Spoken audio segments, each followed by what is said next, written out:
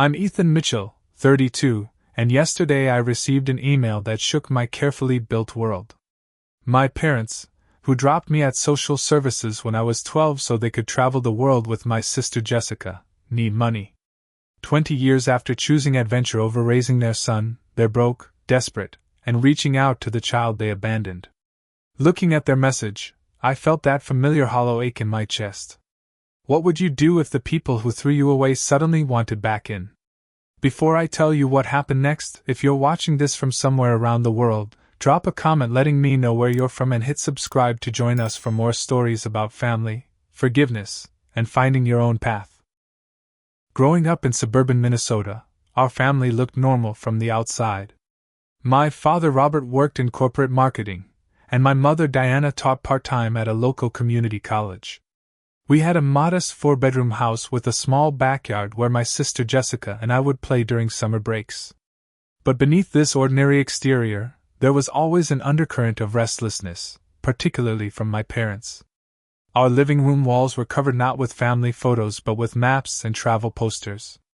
Dinner conversations often revolved around the exotic places my parents dreamed of visiting. When we retire, they would say, eyes gleaming with something that looked like hunger. Even as a child, I could sense they felt trapped in our suburban life. We weren't meant for this. My mother would sigh, flipping through travel magazines while my elementary school art projects sat unnoticed on the counter. There's a whole world out there we're missing. Money was always tight, not because my parents didn't earn enough, but because they funneled everything into their, someday, travel fund. Jessica and I wore hand-me-downs and shop sales while my parents splurged on travel guides and language learning software. Jessica, being 3 years younger, naturally absorbed our parents' wanderlust. She would sit with them for hours planning imaginary trips, marking routes on maps with colorful pins. I was different. I found comfort in routine, excelled at school, and dreamed of stability rather than adventure. This fundamental difference became the invisible line that divided our family. Ethan's so serious. My mother would tell relatives, not as a compliment but with a hint of disappointment. Jessica has our spirit. When I brought home straight A's, my achievements were acknowledged with distracted nods. When Jessica created a pretend passport and visa collection, my parents proudly displayed it on the refrigerator for months. I was 11 when everything changed. My father came home early one Tuesday, his face ashen. He'd been laid off as part of a corporate restructuring. I remember my mother's reaction most vividly. "This is a sign, Robert," she said, not with despair but with a strange excitement. "The universe is telling us it's time."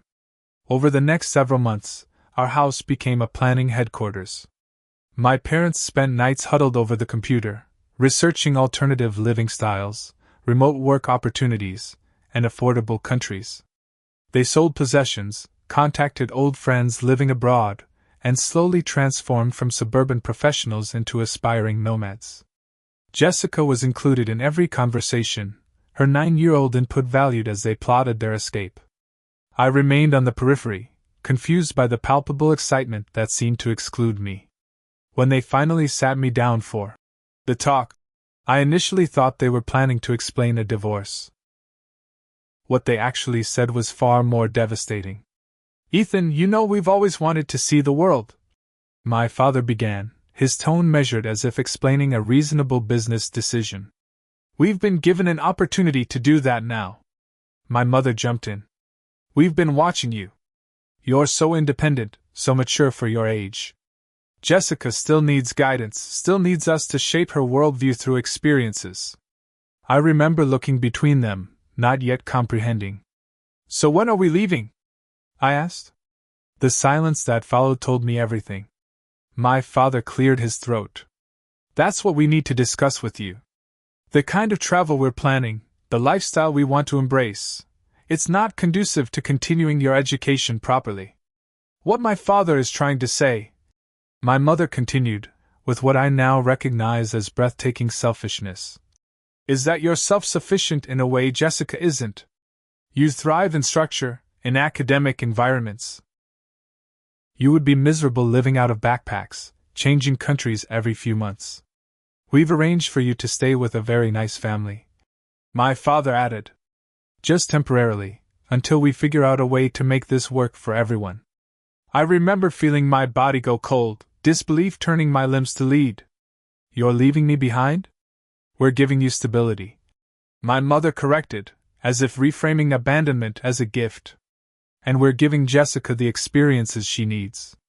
It's the best solution for everyone." That night, I overheard them talking through the bedroom wall. "He'll adjust," my mother said. "Children are resilient. And it's not forever."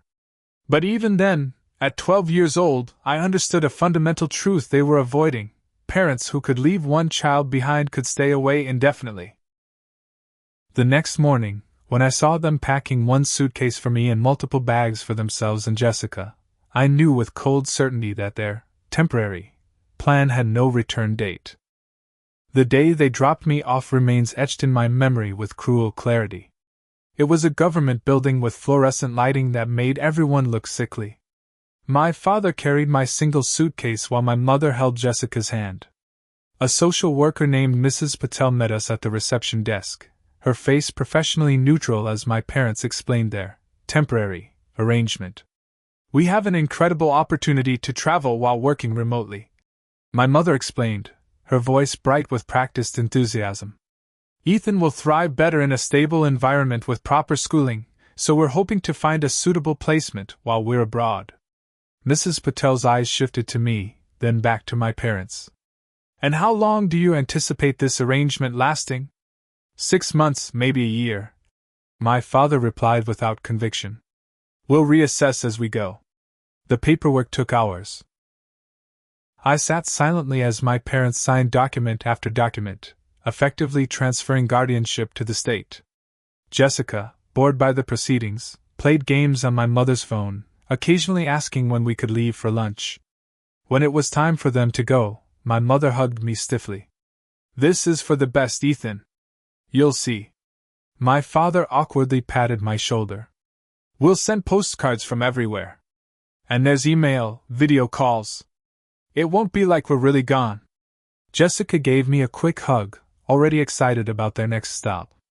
"I'll collect cool rocks for you from every beach," she promised, the only genuine moment in that sterile goodbye. Then they walked out, and I was officially a ward of the state. My first placement was with the Hendersons, a couple in their 50s who took in foster children primarily for the stipend. They had 4 other foster kids and 2 biological children of their own. Their house was chaotic but not unkind. I shared a room with 2 other boys and learned quickly to protect my belongings and carve out moments of privacy. School became a new kind of nightmare.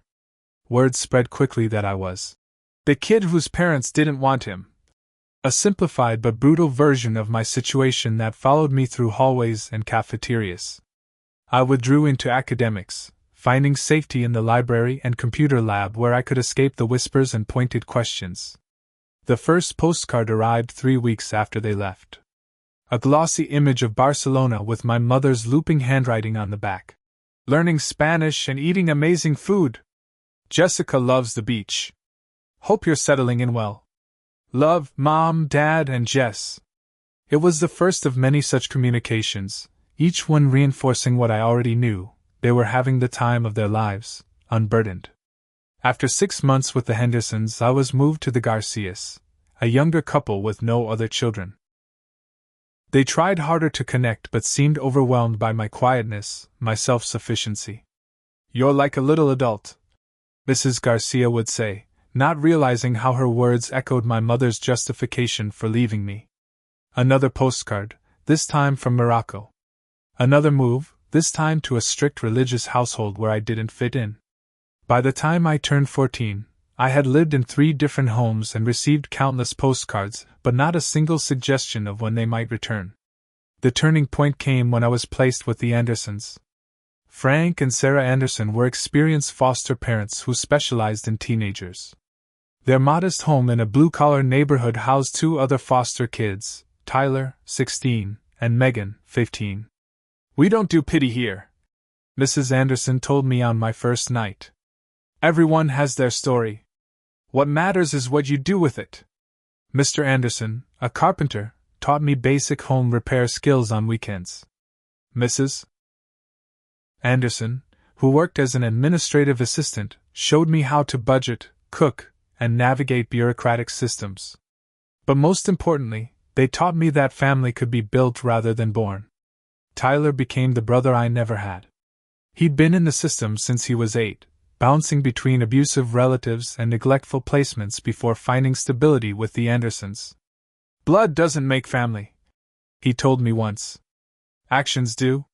Meanwhile, my actual blood family continued their global adventures. Postcards became less frequent, then stopped altogether, replaced by occasional emails with attached photos. Jessica swimming in the Mediterranean. My parents teaching English in Thailand. A family Christmas in New Zealand. Always the three of them, smiling into the camera from exotic locations, while I pieced together a life from fragments. By 16, I had stopped hoping they would return. The pain had calcified into something harder, more protective. I didn't hate them anymore. I simply recognized that my survival depended on my independence. The Andersons helped me open a bank account, get my driver's license, and plan for college applications. Mrs. Anderson particularly pushed me to consider my future beyond the immediate pain of my past. They made their choice, she told me one evening as we reviewed scholarship applications. Now you make yours. Will you be defined by what they did, or by what you do? That question became my guiding principle as I moved forward, alone but increasingly determined. High school became my proving ground. I threw myself into academics with single-minded focus, taking every advanced placement class available and joining clubs that would strengthen my college applications. When classmates were hanging out on weekends, I was working part-time at the local hardware store, saving every dollar for the future I was determined to create. The Andersons respected my drive but worried about balance. "Don't forget to live a little," Mr. Anderson would remind me. But living seemed secondary to surviving, to ensuring I would never again be at the mercy of someone else's choices. By senior year, I had managed to save nearly $6,000 and maintained a perfect GPA. When college acceptance letters arrived, I had options that seemed impossible just years earlier. State University offered a full academic scholarship, and with the Andersons' encouragement, I accepted. "We're proud of you," Mrs. Anderson told me during the small celebration dinner they arranged. "Not just for the scholarship, but for who you've become despite everything." College presented new challenges and freedoms. I chose business with a focus on finance, pragmatic fields that promised stability. While other freshmen explored identities and tested boundaries, I approached higher education as a contract, maximum return on investment. I graduated in 3.5 years instead of 4, working internships every summer and building a network of professional contacts. Graduation day arrived bright and clear. As I sat among my peers in cap and gown, I scanned the audience out of habit, knowing logically that my biological family wouldn't be there but unable to stop the reflexive search. Instead, I found the Andersons and Tyler, who had taken the day off from his construction job to attend. They cheered loudly when my name was called, their presence a testament to what family could be when chosen through love rather than obligation. My first job came through a campus recruitment program, junior financial analyst at Wilson Consulting Group. The starting salary seemed enormous after years of careful budgeting, but I maintained my frugal habits, investing in retirement accounts and building emergency savings. Colleagues found my discipline admirable if slightly puzzling. "Live a little," they'd say, echoing Mr. Anderson, when I declined expensive happy hours or lavish weekend trips. 3 years into my career, having received 2 promotions, I met Samantha at a company fundraiser. She worked in the marketing department, her creativity and warmth a counterpoint to my analytical nature. Our first conversation lasted hours, extending from the event to a nearby coffee shop where we talked until closing time.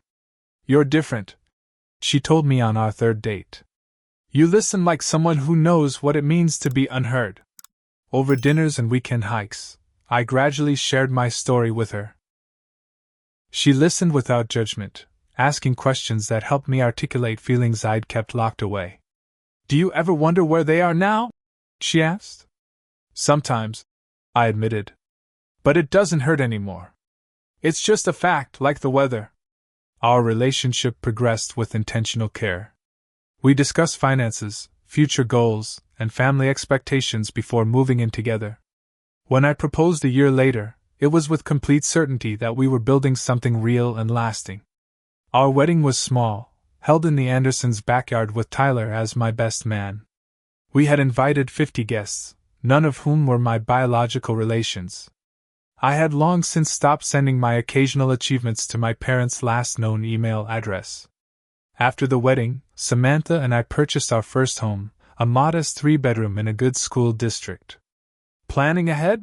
Friends would tease, but we were simply building the foundation I had always craved. Stability wasn't boring to me. It was precious. 5 years into our marriage, I left Wilson Consulting to start my own financial planning practice, specializing in helping young professionals build secure futures. The business grew steadily, built on my reputation for honesty and thorough attention to detail. Samantha's marketing expertise helped attract clients, and within 3 years, I was able to hire 2 additional advisors to manage the expanding client base. Throughout these years of building my career, marriage, and business, there was complete silence from my biological family. I had long since accepted this as the natural state of things. The postcards had stopped when I was 16. The emails ceased shortly after I started college. Whatever adventures they were having no longer included even performative attempts to include me.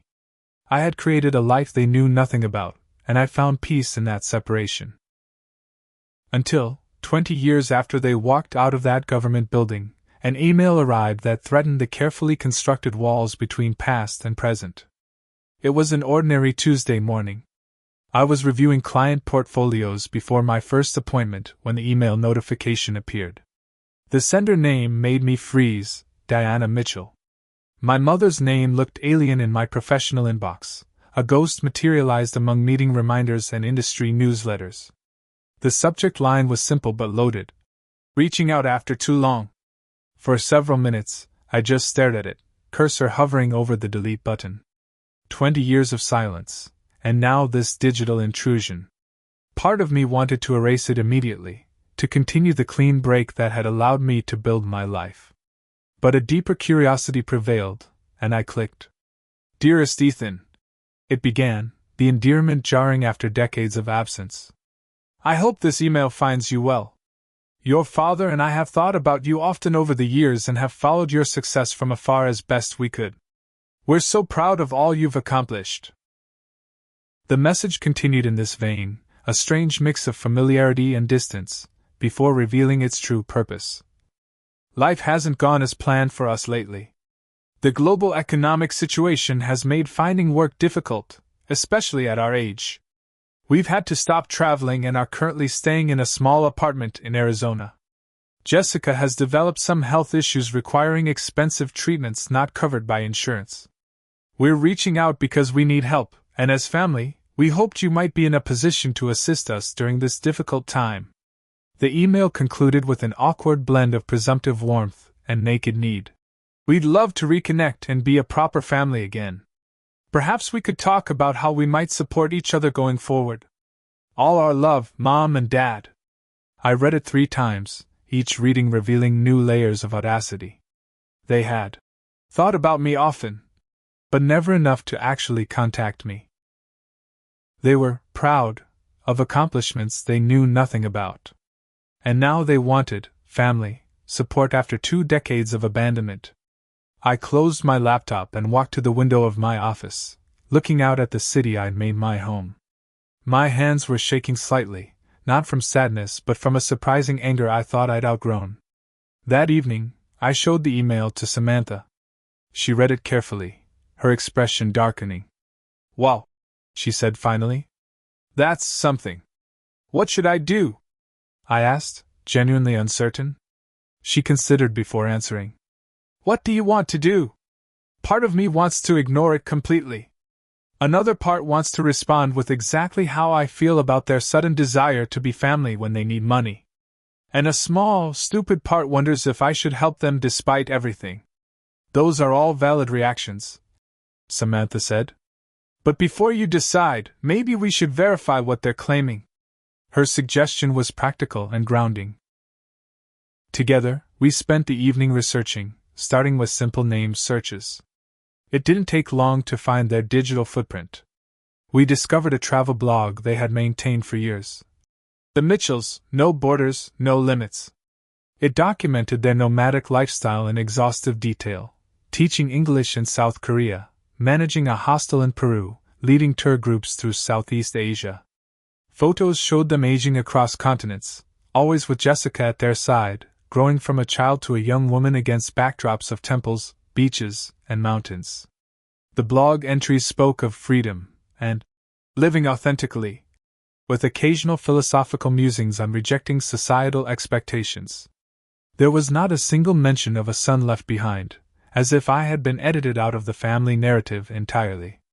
Jessica's Instagram account revealed a young woman who had never known normal schooling or community, whose identity was built entirely around movement and novelty. Her posts were a strange mix of spiritual platitudes and complaints about tourists not traveling correctly, without apparent awareness of her privilege. More recent posts confirmed aspects of my parents' email. Their adventure had indeed stalled.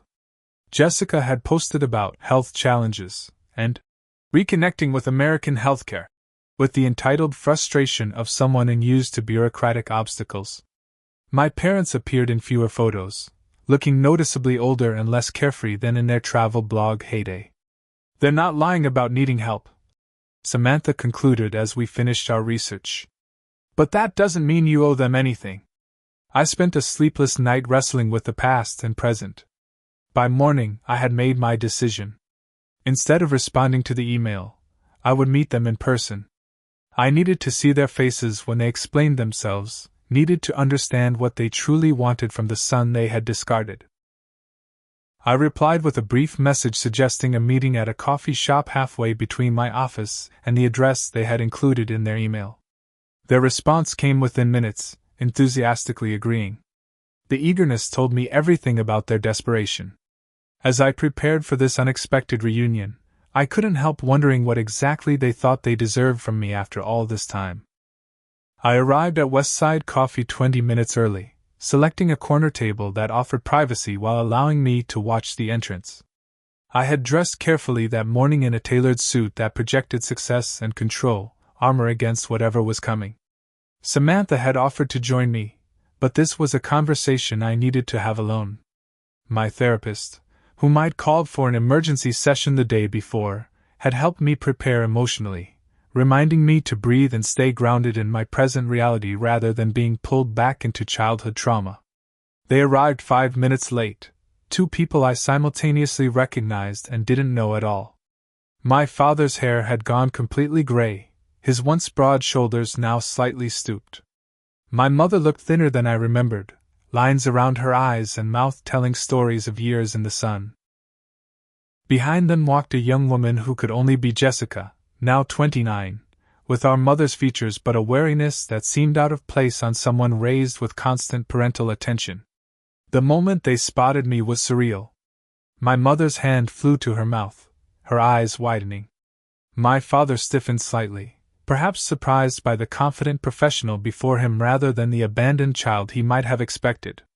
Jessica simply looked curious, studying me as if I were an exhibit rather than a brother. "Ethan," my mother breathed, approaching the table. "You look so grown up." I remained seated, nodding slightly. "That tends to happen over 20 years. The comment landed like a small stone dropped in still water, creating ripples of discomfort. They hesitated before taking their seats, my father clearing his throat several times. "Thank you for agreeing to meet us," he said finally. "It means a lot." "I was curious," I replied honestly. "Your email was unexpected." An uncomfortable silence followed, broken when the server came to take their orders. I already had a coffee cooling in front of me, untouched. Once the server departed, my mother launched into a clearly rehearsed reminiscence. "Do you remember that camping trip to Lake Superior when you were 9? You were so fascinated by the night sky, naming all the constellations. You always were the smart one. The transparent attempt to establish warm memories irritated me. I remember you left me with strangers 3 years later, I said calmly. But yes, Lake Superior was nice. My father jumped in. Ethan, we know you must have feelings about how things happened. We're not here to pretend mistakes weren't made. But seeing you now, so successful, so accomplished, you've done amazingly well for yourself. Jessica spoke for the first time. Your office is downtown, right? In the Glendale building? I looked it up online. Seems really impressive. Their strategy was becoming clear. Establish a nostalgic connection, compliment my achievements, create a narrative where their abandonment somehow contributed to my success. It was manipulation cloaked as reconciliation. Why don't we address why you're really here? I suggested, meeting my father's eyes directly. He exchanged glances with my mother before nodding. We've hit some hard times, as we mentioned in our email. The pandemic shut down international travel schools, where we were teaching. Our savings were mostly depleted during lockdowns. Then Jessica developed some medical issues. Jessica picked up the thread. I have chronic fatigue syndrome and fibromyalgia. The treatments are expensive, and without proper American insurance. She trailed off with a helpless gesture. We're starting completely over at our age, my mother added. Landlords want rental history, employers want recent work experience. Everything we built was abroad, and none of it seems to count here. My father leaned forward. We need about $75,000 to get back on our feet. For Jessica's treatments, for a decent apartment with enough deposit to overcome our lack of credit history, for professional clothes for interviews. We wouldn't ask if we had anywhere else to turn. And you thought of me, I said, keeping my voice neutral. Your family, my mother said, as if that explained everything. Family, I repeated, tasting the word. That's an interesting concept to invoke now. Jessica frowned slightly. Look, I know you probably have some resentment about how things happened, but you have to understand, Mom and Dad made the best decision they could at the time. And honestly, looking at you now, it seems like it worked out for the best. I felt something snap inside, a thin thread of restraint I hadn't realized I was holding. The best decision they could make was abandoning their 12-year-old son to strangers. We didn't abandon you, my mother protested. We placed you in a structured environment where you could thrive academically. You always valued stability and routine, while Jessica needed cultural experiences and flexibility. You left me in foster care, I corrected her. Do you even know what happened after you dropped me off? Do you know I was moved between 3 different homes in 2 years? That I was bullied at school for being the kid nobody wanted? That I worked through high school and college because I had no safety net, no family support? My father had the decency to look uncomfortable. We had no way of knowing the placement wouldn't be ideal. We sent money when we could, in the beginning. $200 twice, I stated flatly. I remember because the social worker seemed more excited about it than I was. That stopped after the first year. We had our own struggles. Jessica interjected, a defensive edge to her voice. Traveling isn't all glamorous. There were bedbugs in Thailand, robberies in Barcelona. The comparison was so absurd I almost laughed. While you were handling bedbugs in Thailand, I was learning how to navigate life without parents. While you were being robbed in Barcelona, I was figuring out how to apply for college as a ward of the state. The difference is, you had Mom and Dad beside you through every struggle. I had no one. That's not fair, my mother said, her voice rising slightly. We made sacrifices too. We gave up careers, retirement plans, stability. By choice. I countered. Every hardship you experienced was the result of your own decisions. Mine were imposed on me by the people who were supposed to protect me. We're still your parents, my father said, a note of authority entering his voice. We're not asking for judgment, Ethan. We're asking for help from our son who is clearly in a position to provide it. I looked at them, really looked at them, seeing not the mythical figures who had haunted my childhood but three people who had made selfish choices and were now facing their consequences. You know what the foster care system teaches you? I asked quietly. That nothing is permanent. That people who claim to care about you can walk away at any moment. That the only person you can truly count on is yourself. These were expensive lessons, but I learned them well. Jessica rolled her eyes. So you're not going to help us because you're still nursing childhood grudges? Real mature. I'm not going to help you because you haven't actually asked for help, I clarified. You've demanded financial support based on a biological connection you yourself severed 2 decades ago. You've offered no apology, no real acknowledgement of the harm caused, and no relationship beyond what you can extract from me. I stood up, buttoning my suit jacket. I need to get back to work. Thank you for the clarity this meeting has provided. That's it? My mother asked, her voice cracking. You're just going to walk away when we need you. The irony was apparently lost on her. I paused, looking down at the 3 stunned faces. I learned from the best, I said, and walked out of the coffee shop, my untouched coffee still on the table. That night, sleep eluded me. I lay awake beside Samantha, replaying the coffee shop conversation, wondering if I had acted out of unresolved anger rather than present clarity.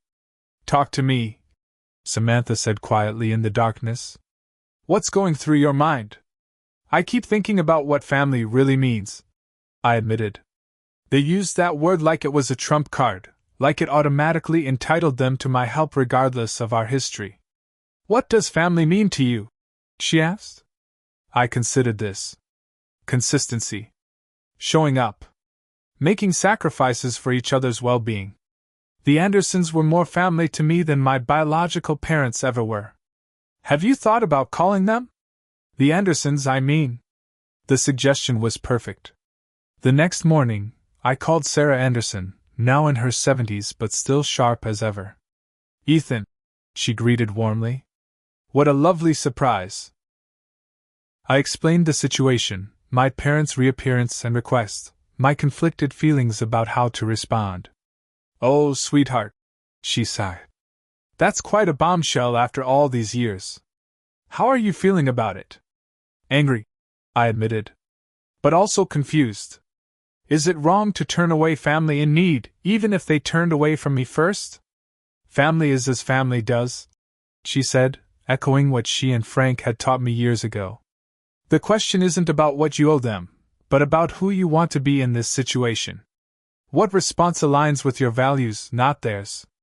That afternoon, I met with my own financial advisor, Russell, to discuss the situation from a professional perspective.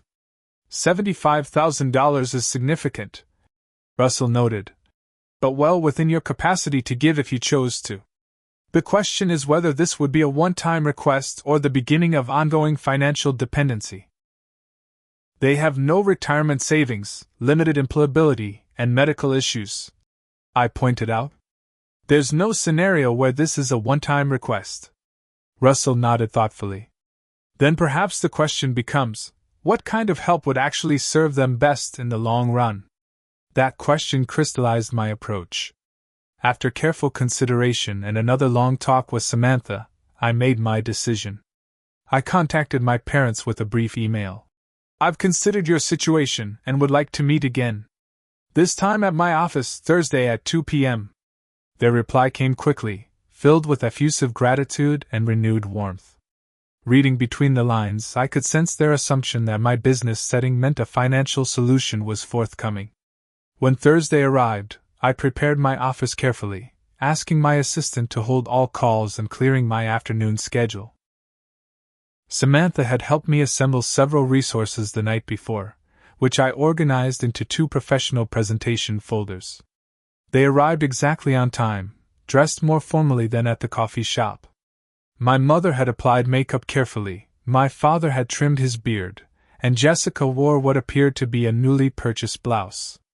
Their coordinated appearance reinforced my suspicion that they had discussed strategy, perhaps believing professional surroundings required a more polished approach. Thank you for seeing us, Ethan, my father said as they took seats across from my desk. Your office is impressive. Thank you, I replied simply, not engaging with the flattery. I've given our conversation a lot of thought. My mother leaned forward eagerly. We really appreciate that. We knew you'd understand once you had time to process everything. I placed 2 identical folders on the desk. I've prepared something for you. Their eyes lit up, Jessica's hand actually twitching toward the folders before she caught herself. Before I explain what's inside, I continued, I want to be clear about something. I've built my career helping people create financial security. I believe in addressing root causes, not just symptoms. My father nodded enthusiastically. That's very wise. Very mature. I slid the folders across the desk. The first thing you'll find is information about job training programs specifically designed for people over 50. There are 3 in Arizona that have excellent placement rates. I've included application materials and contact information for each. Their expressions began to shift as they realized these weren't checkbooks. The second section contains resources for affordable housing, including apartments that work with people rebuilding credit. The third section has information about patient advocacy programs and medical assistance applications for Jessica's condition. My mother's smile had completely vanished. Ethan, while this is thoughtful, our situation is rather urgent. I understand that, I acknowledged. That's why the second folder contains confirmation of your enrollment in a comprehensive financial literacy course that I've paid for. It starts next Monday. There's also a copy of Starting Over After 50, which many of my clients have found helpful, and the business card of a career counselor who specializes in helping people transition to new fields later in life. I've prepaid for 3 sessions. Jessica scoffed audibly. So instead of actually helping, you're giving us homework? I'm giving you tools, I corrected her. The same tools I provide to clients who want to build sustainable financial independence. We didn't come here for a lecture or a self-help course, my father said, his earlier warmth cooling rapidly. We came because we need actual financial assistance from our son. You taught me self-reliance through abandonment, I said calmly. I'm teaching you the same through resources and education. My mother's face flushed with anger. This is cruel, Ethan. We're your parents. We're not some charity case or client project. No, I agreed. Clients pay for my services. This is free, along with one additional offer. I'm willing to build a genuine relationship with you going forward. One based on mutual respect and honesty, not financial dependence. I can be your son, but not your bank. Jessica stood abruptly. This is bullshit. You're sitting here in your fancy office, clearly loaded, and you're offering pamphlets instead of real help? After everything Mom and Dad sacrificed? What exactly did they sacrifice for me, Jessica? I asked, meeting her gaze steadily. She faltered momentarily before recovering. They gave you independence, which clearly worked out great for you. And now when they need help, you're too selfish to return the favor. I remained seated, my voice level. My offer stands. Resources, education, and the possibility of a real relationship. That's what I'm willing to give. My father stood next, helping my mother to her feet. We expected better from you, Ethan. Despite everything, we believed you would understand family obligation. I understand obligation very well, I replied. I learned it from the Andersons, who took in a stranger's child and treated him with more compassion than his own parents did. I learned it from my wife, who supports me unconditionally. I learned it from the relationships I chose to build when the ones I was born into failed. My mother gathered her purse, tears of frustration in her eyes. Come on, Diana, Jessica. We're clearly wasting our time here. They moved toward the door, the folders left untouched on my desk. At the threshold, my mother turned back. When you have children of your own someday, you'll understand that parenting involves impossible choices sometimes. You'll realize how harshly you've judged us. I met her gaze one last time. If I have children, I'll make sure they never have to wonder if they're more important than my personal adventures. That's not an impossible choice. It's the most basic parental responsibility. The door closed behind them with a definitive click. I sat alone in my office, feeling not the satisfaction of revenge but the strange lightness of having finally stood my ground on my own terms. Whatever happened next, I had broken the pattern of acquiescence that had defined my childhood. I had refused to be abandoned a second time. In the days following that final meeting, I experienced waves of doubt and second-guessing. Had I been too harsh? Too unyielding? Samantha provided steady reassurance, reminding me that boundaries weren't punishments but necessary protections. You didn't close the door on them, she pointed out as we prepared dinner one evening. You just defined the terms of engagement. That's healthy, not cruel. My weekly therapy session helped process the emotional aftermath. Dr. Levine, who had been working with me for years on abandonment issues, offered valuable perspective. Guilt often follows boundary setting, especially for people who are taught that their needs matter less than others, she explained. But consider this, would giving them money have healed anything? Or would it have established a dynamic where your value to them was primarily financial? 2 weeks after our office confrontation, I received an unexpected call from Tyler. We had stayed in touch over the years, though our adult lives and geographical distance meant conversations were infrequent. Hey brother, he greeted when I answered. Got some interesting news you might want to hear. Tyler's construction company had recently taken a job renovating a small apartment complex in Phoenix. By coincidence, he had seen my mother at the property management office, filling out job application forms. She was applying for the resident manager position, he explained. Didn't recognize me, of course? But I overheard enough to know she was your mom. Small world, huh? The information was oddly comforting. Despite their dramatic exit from my office, they had apparently taken at least some of my advice about seeking employment. More information came through unexpected channels. A client who worked in healthcare administration mentioned encountering a Jessica Mitchell, who was enrolled in a patient advocacy program, learning to navigate insurance systems for chronic conditions. She mentioned having a brother who's a financial advisor. My client said casually, unaware of the significance. I thought of you, but figured it must be someone else since you've never mentioned a sister. These fragments suggested that despite their initial rejection, my parents and Jessica had begun using the resources I provided. The knowledge brought neither vindication nor reconciliation, but a quiet sense that perhaps my approach had been more helpful than hurtful. Meanwhile, my own life continued to evolve. Samantha and I had been discussing starting a family, a conversation that took on new dimensions after my parents' reappearance. Does it scare you? She asked one night as we sat on our back porch. The idea of being responsible for someone else's entire world? Terrified, I admitted. But not in the way you might think. I'm not afraid I'll repeat my parents' choices. I'm afraid of making entirely new mistakes. She laughed softly. That's probably the most healthy fear possible. 3 months after our confrontation, I received another email from my mother. Unlike her first message, this one was brief and without demands. Ethan, I've been thinking about our last conversation. You were right about many things. The resident manager position is working out, and Robert has found part-time work at a community college. Jessica is learning to manage her condition with less expensive treatments. We're not where we want to be yet, but we're finding our way. I want you to know that I understand why you responded as you did. It was never fair to expect you to solve problems we created.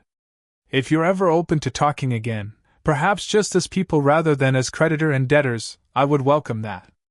Diana. The message sat in my inbox for days while I considered how or whether to respond. Its lack of manipulation or guilt-tripping marked a shift, however small. My response, when I finally sent it, was equally measured. I appreciate your update and am glad to hear you're finding solutions. I meant what I said about being open to building a relationship based on mutual respect. That would need to start slowly and with appropriate boundaries. Perhaps coffee sometime, just you and me, if you're amenable. Ethan. We met once, then again a few weeks later. These conversations were awkward, halting attempts to bridge decades of absence. My mother asked about my business, my marriage, my life, listening more than she spoke. I asked controlled questions about their years abroad, careful to maintain emotional distance while allowing for potential connection. These tentative steps toward reconciliation didn't erase the past or guarantee the future, but they created space for something new to possibly emerge. I maintained firm boundaries around financial assistance, which my mother seemed to finally respect. Meanwhile, I channeled my experiences into something constructive. Working with a local nonprofit, I established a scholarship fund for young people aging out of foster care, providing not just financial support for education but mentorship in financial literacy. The first cohort of 5 students included individuals whose stories echoed aspects of my own: abandoned, surrendered, displaced. Working with them reminded me that while trauma shapes us, it needn't define us. Their resilience reflected back my own journey, illuminating how far I had come from that 12-year-old left behind. Samantha announced her pregnancy on a crisp autumn morning, presenting me with a tiny pair of baby shoes wrapped in tissue paper. "We're going to be parents," she said, her eyes shining with happy tears. The news filled me with wonder and renewed determination. The family tree I had inherited was damaged, its roots shallow and unreliable. But the one I was building would be different, sturdy, deep, and nurturing. When I told Dr. Levine about the pregnancy, she smiled knowingly. "Becoming a parent often heals wounds we didn't even realize were still open. You'll have the chance to give what you didn't receive." As Samantha's pregnancy progressed, I found myself reflecting on legacy and choices.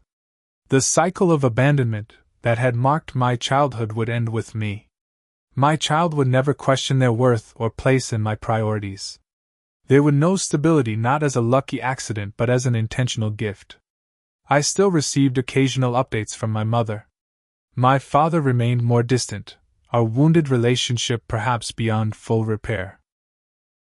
Jessica and I exchanged brief, polite emails on birthdays and holidays, the connection fragile but not completely severed. They would never be the family I had longed for as a child. But perhaps they could be something else, complicated relatives with whom I shared biology and history, if not deep bonds. The acceptance of this limited connection brought its own kind of peace. Tyler called me the day we finished painting the nursery. "So you're really doing this dad thing, huh?" "Terrified but ready," I told him honestly. "You're going to be great," he said with conviction. "You know exactly what not to do." As I look back on the journey from abandoned child to expectant father, I realize that what my parents inadvertently taught me was invaluable. Family is defined not by obligation or biology but by consistent presence, by showing up day after day, by placing someone else's well-being above your own desires. In failing to be the parents I needed, they pushed me to become the man, husband, and future father I am proud to be. The wounds of abandonment never completely heal, but they can transform into something meaningful. The empty spaces can be filled with chosen connections. The lessons, however painfully acquired, can guide us toward better choices. So what would you do if the people who abandoned you suddenly wanted back in? There's no universal answer. Each of us must navigate that terrain according to our own healing and boundaries. But I hope my story shows that it's possible to honor your own worth while still leaving room for growth and change. As I prepare to welcome my child into the world, I'm grateful for the family I built and chosen, for the lessons learned through abandonment and discovery, and for the strength to break cycles rather than perpetuate them. I'd love to hear your thoughts on this journey. Have you had to establish boundaries with family members who hurt you? How did you balance self-protection with potential reconciliation? Drop a comment below, and if this story resonated with you, please like, subscribe, and share with someone who might need to hear that family is what we make it, not just what we're born into. Thank you for witnessing my story, and I wish you strength in writing your own.